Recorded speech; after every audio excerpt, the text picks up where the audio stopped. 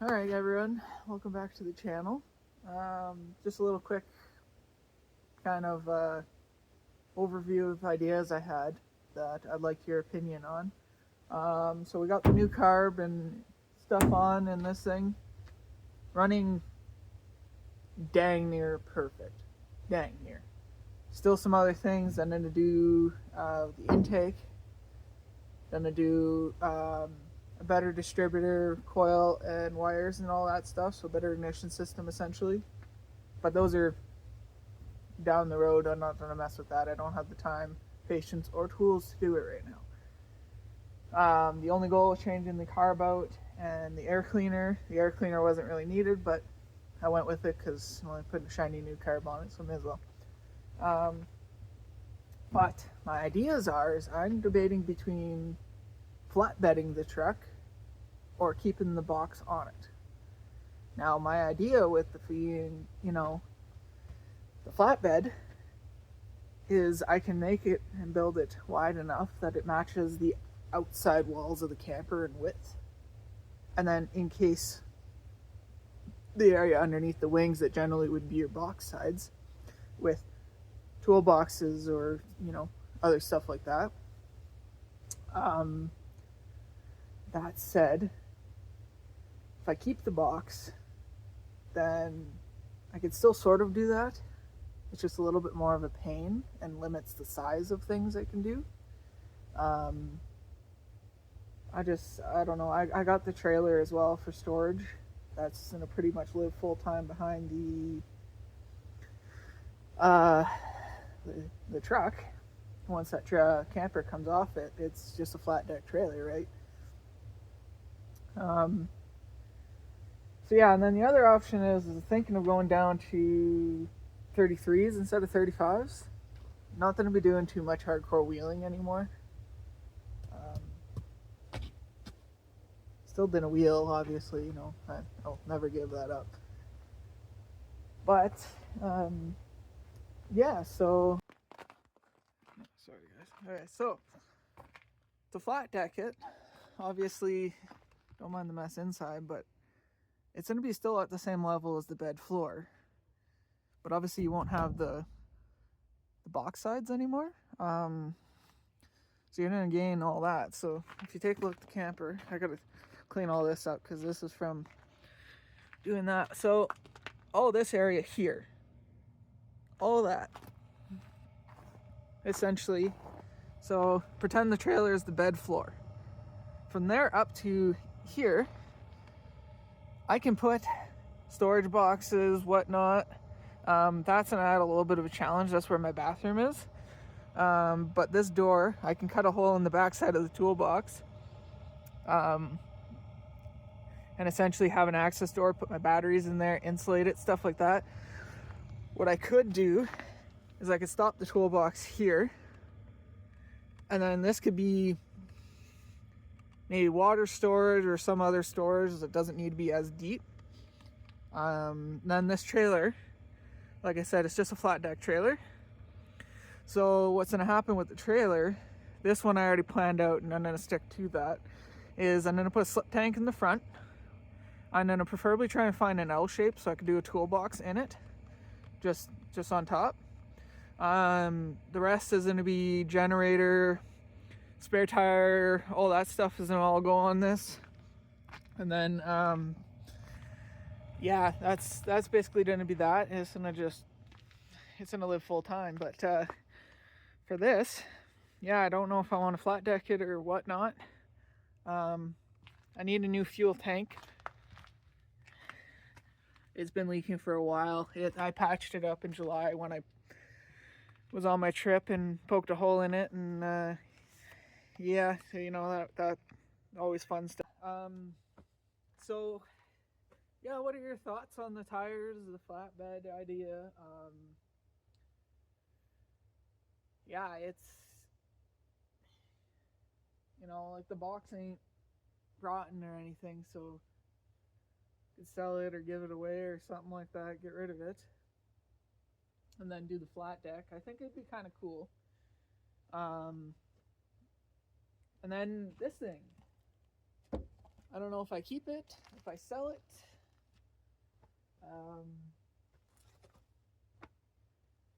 Could just throw it in storage. It's been my go-getter for the past, well, since the truck broke. Super reliable. Haven't had anything issues. I put winners on it and changed out a battery in it, and that's about it. That's all I really actually done to it. So yeah, I can throw it in storage for a little while. I can haul it north with me. The one thing I learned about getting both these vehicles here by myself, it is a pain to move two vehicles as one person. Now, if I was bouncing back and forth, and like parking it, hopping in the other one, driving it, and then switcheroos like that, wouldn't really be an issue. But I'm thinking long term, especially when I go north to the Yukon, trying to get both big vehicles on top of that. Like, this ain't a little car that I can just buy a cheap car dolly or something and haul it like that. Like this, this SUV is 7,100 pounds. It's a big vehicle to haul, because I'd be going up basically Dawson City area is my idea. Probably stop in Whitehorse for a little bit, but the ultimate goal will be like Dawson City area, and that's just shy of 3,000 kilometers from here. That is a long way to have a 2,000-pound camper in the back of the truck, plus a 7,000-pound SUV behind it. I have faith in this old girl, but that is testing its limits. Not only that, the fuel. She ain't no sipper, like, even the camper makes a heck of a difference on fuel economy, let alone having that much drag behind it.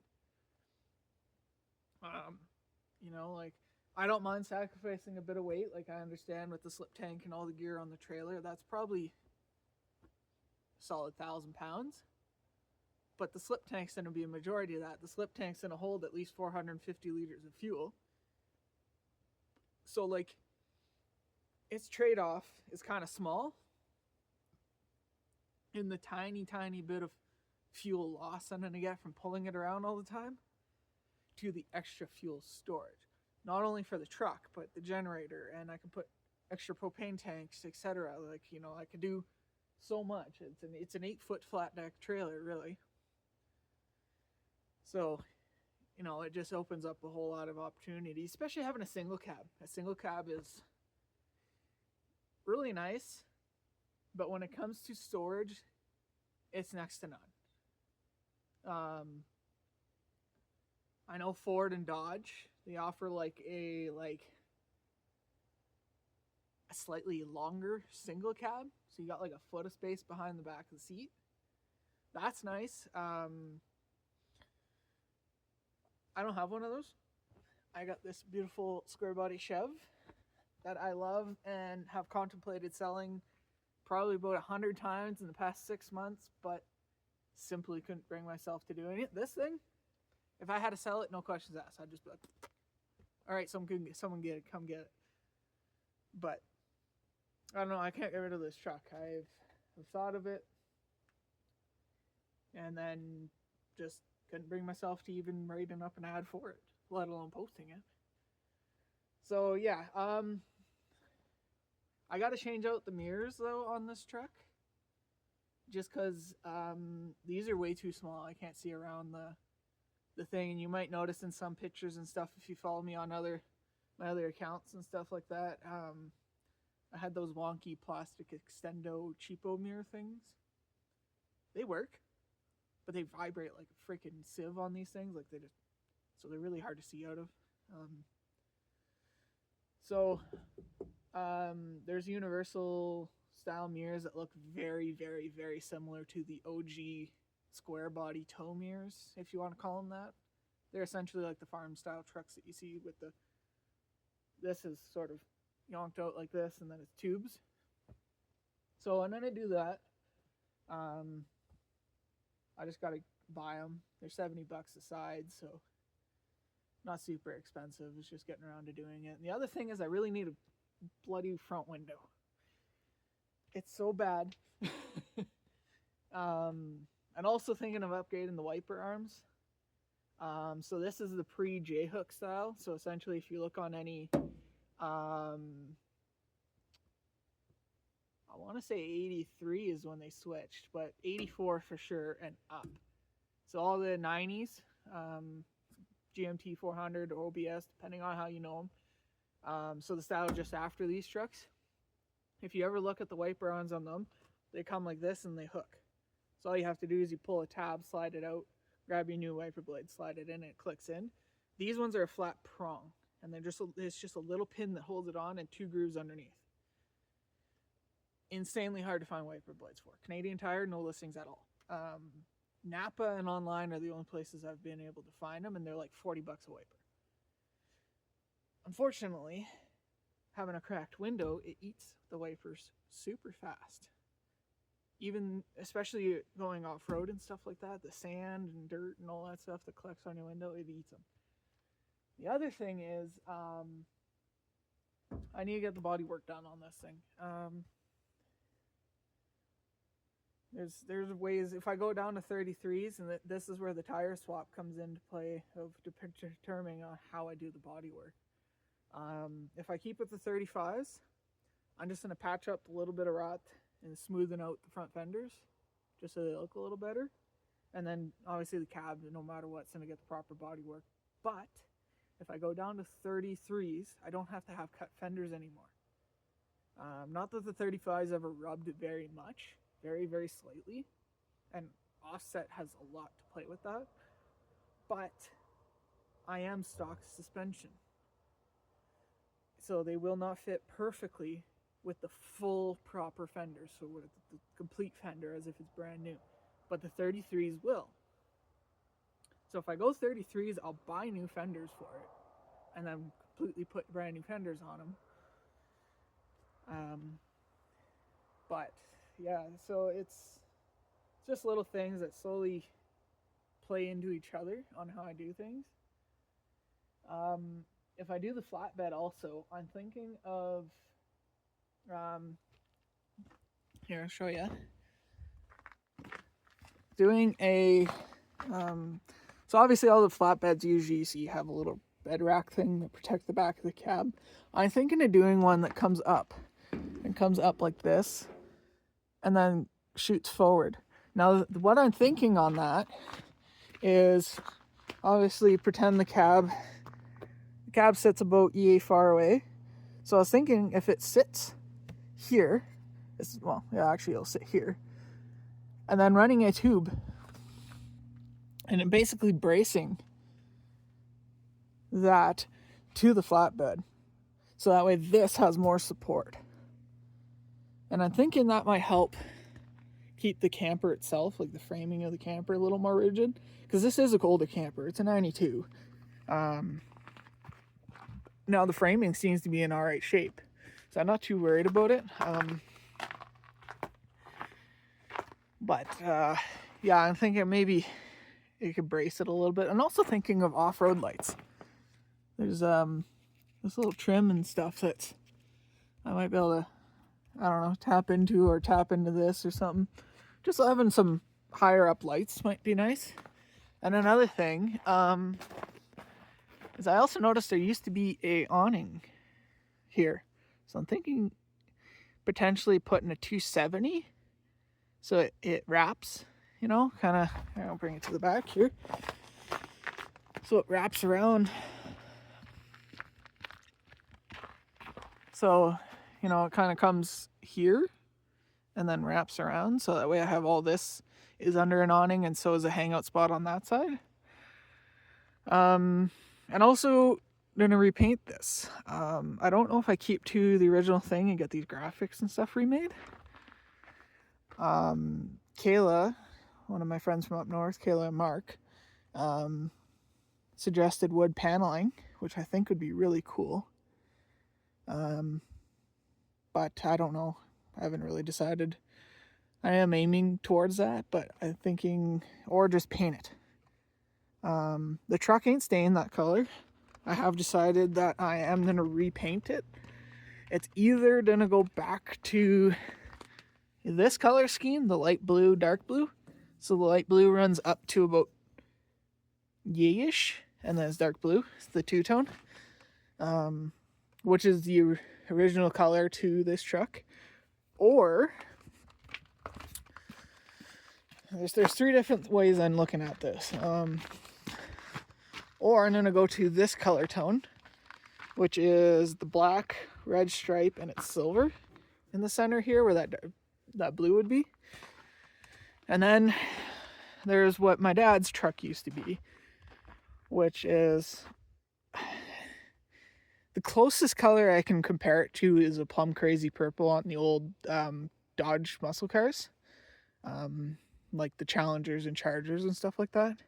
But his was a slight variant, just because it was a very custom color. But he had the identical truck to this, so I'm thinking of painting it all purple like that, and then all black accents. So grill and stuff will be black. The cab visor's already black, but it's gonna stay black. And then, yeah, so I don't know. There's a few options I got.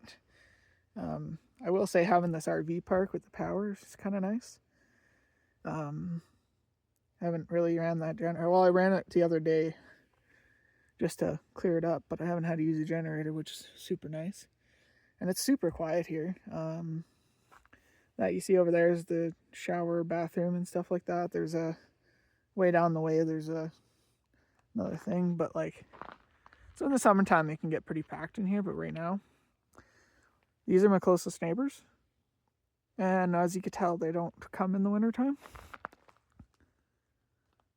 But it's super nice. But anyways, let me know what you guys think. I undecided with the tires. I mean, I can probably just wait till these wear out. There's still at least half life left in them. Actually, I think they're greater than half. They're probably like 3/4 still. But regardless, my main concern, or not really concern, but main contemplation I have is that flat deck. And then what to do with this thing. Storage is cheap, so I had the truck stored. I still have that storage. It's $40 a month if you pay monthly, but they give you discounts if you go like 6 months and a year and stuff like that. You can get discounts. I'm thinking, like I said in my other video, summertime's up north, wintertime's down here. I could invest in an actual camper trailer. Not right now, but come fall, I could buy a camper trailer. I could keep this potentially here. Like not here, but like in my storage. Pay the whatever time I need.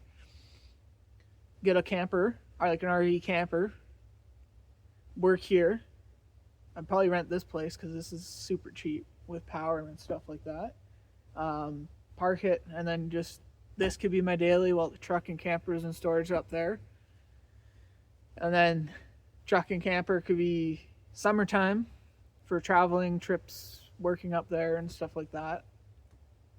I can make it work, or I just sell this, not worry about it at all, just drive back and forth with the truck.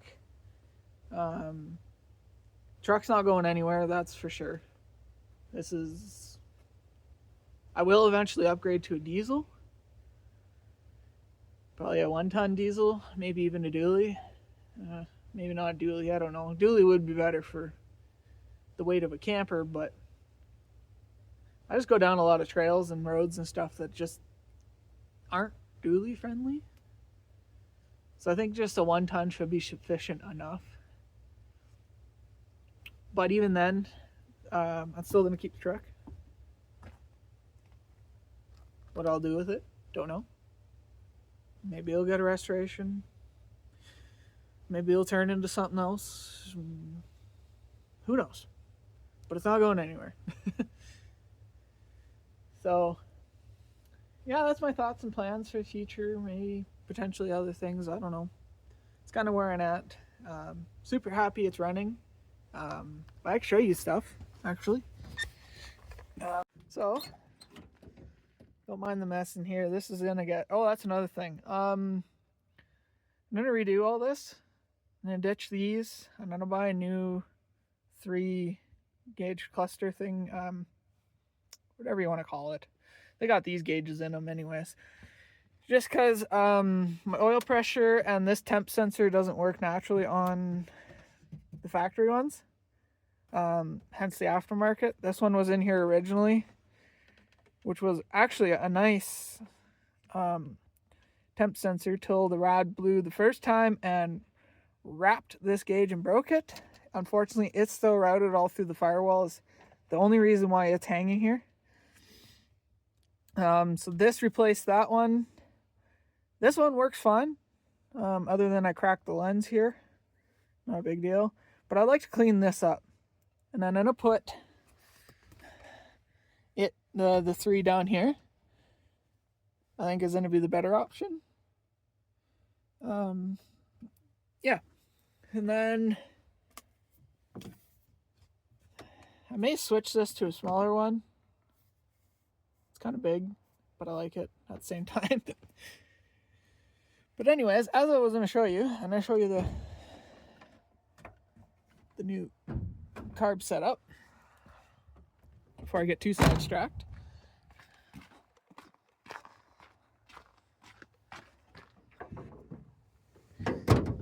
So I got the new Edelbrock air cleaner. So this is the Edelbrock AVS2 carb. You probably can't. Yeah, you can probably sort of see it. But anyways, this thing's bloody simple to not only install but tune. I've only had it for a couple of days now, so I can't really. First impressions, absolutely do recommend it. The only thing I got left to do is hook up the choke. In the morning, I just come out and flip it myself. But the cable's there. I just gotta. I can't find my Allen keys that fit the cable locks on the old one. So I'm gonna go get some new ones, and then I could just tap it into that and whatever. And then I'll have a properly working choke that I can do from inside the cab. The other thing is, I was looking at aftermarket valve covers. Really highly tempted to get some, just because I can eliminate this stupid breather tube thing and stuff like that. Plus, it would look a lot nicer. Alternator.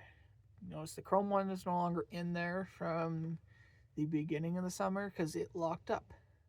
So this is the original. It still works. Thank God I kept it.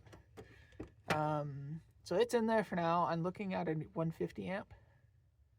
Lordco has one for $270.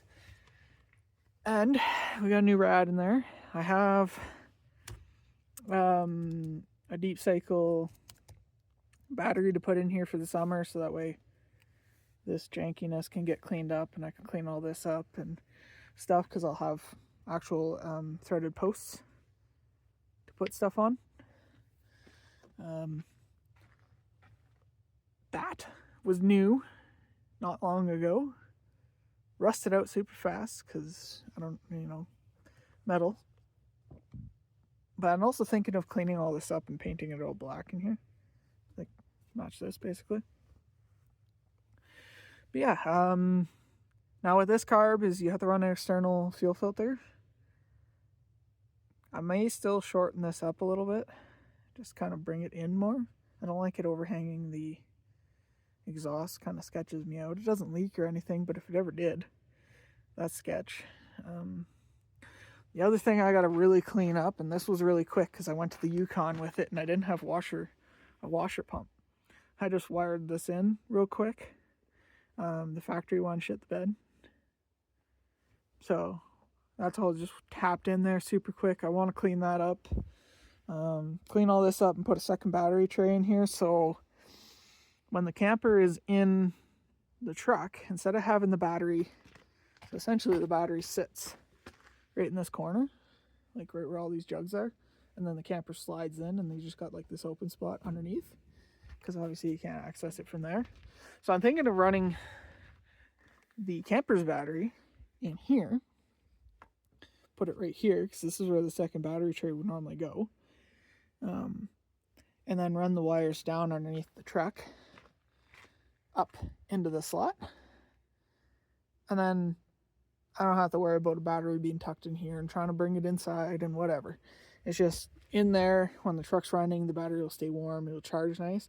And the perk of doing that is I want to do a DC to DC charger system. Having it there means I don't have to run a cable from the alternator through there all the way up into the camper, and then to the DC, etc., blah, blah, blah, blah. But all that extra wire, I wouldn't need any of it. I could just mount the DC charger somewhere in here, in this little area, probably on the side of the fender here. Short battery cable, short alternator cable, and it'd be all a really clean setup.